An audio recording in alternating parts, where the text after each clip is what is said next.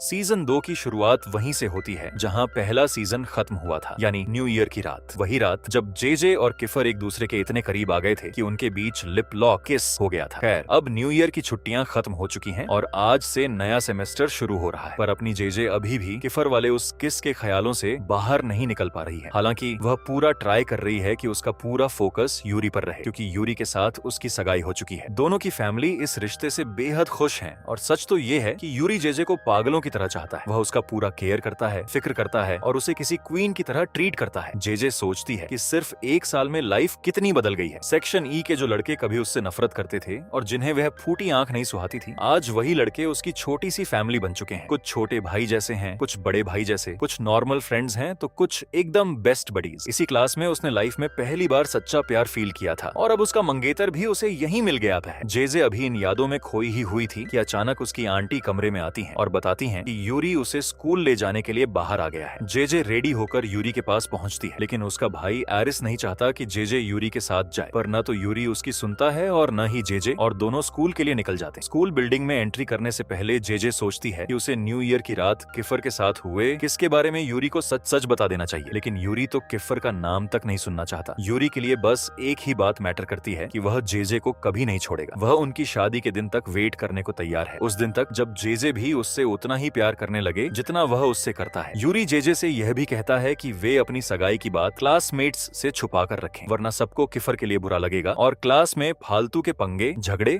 हो सकते हैं। जेजे मान जाती है। वह अपनी एंगेजमेंट रिंग निकालती है, उसे अपनी चेन में पिरोती है और शर्ट के नीचे छुपा लेती है। यूरी हल्का सा स्माइल करता है और उसके फोरहेड पर किस करता है। इसके बाद जेजे अकेले क्लास की तरफ जा रही होती है, तभी अचानक किफर उसे पकड़ लेता है। वह उसे फिर से किस करने की कोशिश करता है, पर जेजे उसे जोर से धक्का दे देती है। किफर उसकी आंखों में आंखें डालकर कहता है कि उसकी सगाई भले ही किसी से भी हो जाए, लेकिन वह सिर्फ उसी की है और उस पर सिर्फ उसी का हक है। जेजे के पास इस बात का कोई जवाब नहीं होता और इससे पहले कि वह कुछ समझ पाती, दोनों के बीच फिर से किस हो जाता है। लेकिन तभी जेजे के दिमाग में यूरी की बातें गूंजने लगती हैं कि वह शादी के दिन तक उसके प्यार का इंतजार करेगा। ये बात उसे इतनी जोर से हिट करती है कि जेजे पैनिक में किफर के होंठ पर काट लेती है, उसे लात मारती है और वहां से क्लास की तरफ भाग जाती है। किफर भयंकर गुस्से में है और उसके होंठ से सच में खून बहने लगता है। उधर जेजे क्लास में पहुंचकर सेक्शन ई के अपने क्लासमेट्स के साथ वेकेशन की गप्पे मारने लगती हैं। कुछ ही मिनटों बाद किफर भी क्लास में एंट्री मारता है और सब उसके होंठ पर लगा खून देख लेते हैं। सारे लड़के उसका मजाक उड़ाने लगते हैं और जेजे भी बहती गंगा में हाथ धोते हुए उनके साथ मिलकर किफर की टांग खींचने लगती है। तभी क्लास में टीचर आते हैं और सब अपनी अपनी सीट्स पर बैठ जाते हैं। जेजे की सीट ठीक यूरी और किफर के बीच में होती है। टीचर आने वाले पोस्ट फाइनल एग्जाम्स के बारे में समझाना शुरू करते हैं और वार्निंग देते हैं कि अगर ये एग्जाम्स क्लियर नहीं किए तो फाइनल एग्जाम में बैठने का मौका ही नहीं मिलेगा। जेजे टेंशन में आ जाती है, लेकिन यूरी उसे चिल करने को कहता है और प्रॉमिस करता है कि वह उसकी पढ़ाई में पूरी हेल्प करेगा। यह सुनकर जेजे को थोड़ा अच्छा लगता है, लेकिन जेजे और यूरी को इस तरह गुटरगु बातें करते देख किफर को अंदर ही अंदर जलन होने लगती है। फिर क्या, लंच टाइम होते ही वह सीधा जेजे के पास जाता है और उसके बगल में आकर बैठ जाता है। जेजे जैसे ही उठकर जाने लगती है, किफर उसका रास्ता रोक लेता है। वह उसे सीधे सीधे धमकी देता है कि अगर वह उसके साथ नहीं बैठी तो वह न्यू ईयर नाइट वाले उनके किस का राज सबके सामने खोल देगा। बेचारी जेजे के पास कोई ऑप्शन नहीं बचता और उसे मजबूरी में उसके बगल में बैठना पड़ता है। यह सीन देखते ही यूरी वहां आता है और जेजे के दूसरी तरफ बैठ जाता है, लेकिन किफर बाज नहीं आता। वह पूरे टाइम जेजे के कान में यू आर माइन फुसफुसाता रहता है। आखिरकार जेजे का पारा चढ़ जाता है। वह अपना खाना उठाती है और वहां से यह कहते हुए निकल जाती है कि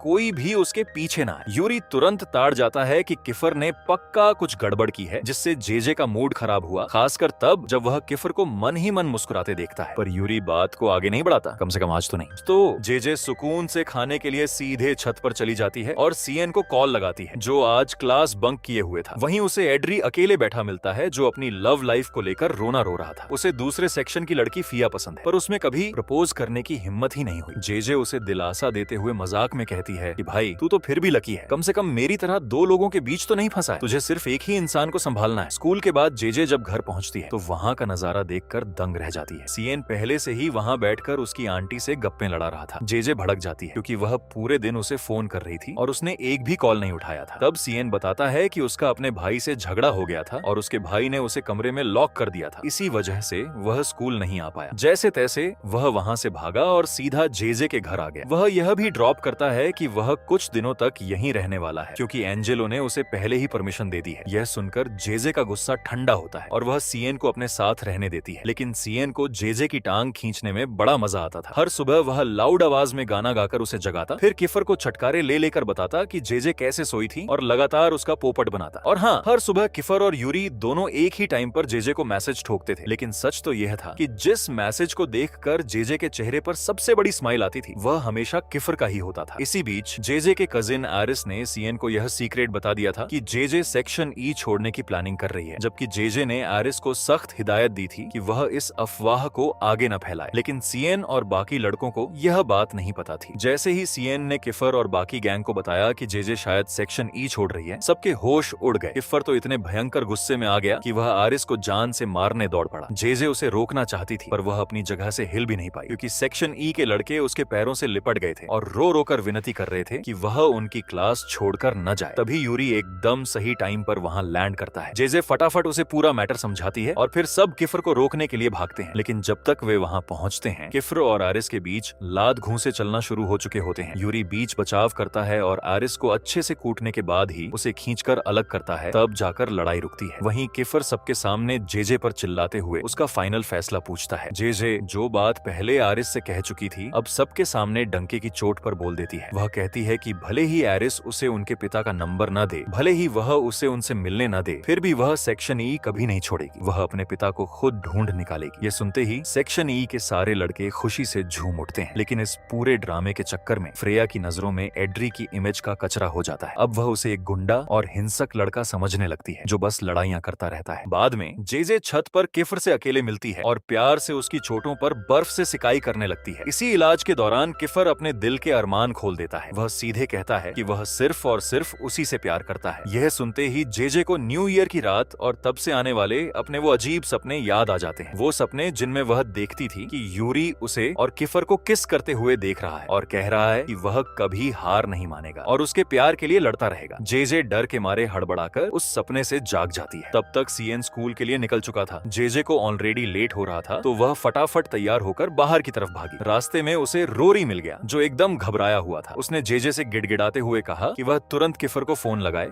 क्योंकि कोई उसका पीछा कर रहा है। लेकिन जेजे किफर का नंबर डायल कर पाती उससे पहले ही राम और उसकी गैंग ने उन पर धावा बोल दिया। सीन इतना ज्यादा बिगड़ गया कि राम ने रोरी पर चाकू से हमला कर दिया। इधर स्कूल में सबका बीपी हाई हो रहा था क्योंकि जेजे और रोरी अभी तक गायब थे। खासकर यूरी और किफर तो बुरी तरह बेचैन हो रहे थे। तभी एड्री ने अपने फोन में जेजे की लाइव लोकेशन ट्रैक की जो किसी हॉस्पिटल की दिखा रही थी। सब के सब तुरंत वहां के लिए भागे, पर वहां पहुंचकर देखा तो जेजे की जगह रोरी स्ट्रेचर पर था जिसकी हालत काफी सीरियस थी। रोरी ने उन्हें पूरा वाकया सुनाया कि कैसे खून देखकर जेजे एकदम सुध-बुध खो बैठी थी और अगर डेविड सही मौके पर एंट्री नहीं मारता तो वे हॉस्पिटल तक भी नहीं पहुंच पाते। यह सुनते ही किफर का दिमाग सटक गया। वह डेविड पर बरस पड़ा और बोला, ये मसीहा बनना बंद करो, अगली बार ऐसा कुछ हो तो सीधे मुझे कॉल घुमाना। इसके बाद वह जेजे को ढूंढने अंदर निकल गया। इसी बीच डेविड चुपके से फोन पर किसी को जेजे की पल पल की रिपोर्ट देता हुआ दिखाई दिया। हॉस्पिटल के अंदर किफर को आखिरकार जेजे मिल ही गई। वह एक कोने में एकदम अकेली बैठी अपनी खून से सनी शर्ट को निहार रही थी और फूट फूट कर रोए जा रही थी। किफर बिना एक पल गंवाए उसके पास पहुंचा, उसे कसकर गले से लगाया और ढांढस बंधाया। जेजे के लिए उस डरावने पल में बस किफर का वहां होना ही एक बहुत बड़ा सहारा बन गया, जैसे उसका सारा डर चुटकियों में गायब हो गया। किफर उसे अपनी गोद में उठाकर घर ले जाने ही वाला था कि तभी सामने यूरी आकर खड़ा हो गया। उन दोनों को इस तरह एक दूसरे के क्लोज देखकर यूरी के चेहरे का रंग उड़ गया। उसने सीधे जेजे की आंखों में आंखें डाली और फिर से दोहराया कि वह घुटने नहीं टेकने वाला और उसका प्यार उसके लिए कभी कम नहीं होगा। यह सुनते ही किफर का पारा चढ़ गया। उसने आगे बढ़कर सीधे यूरी को चैलेंज ठोक दिया। इसी के साथ जेजे को पाने के लिए यूरी और किफर के बीच महायुद्ध का बिगुल बज गया और यहीं पर पहला एपिसोड खत्म होता है। अगर वीडियो पसंद आया हो तो लाइक शेयर करें और चैनल को सब्सक्राइब करें। मिलते हैं अगली वीडियो में।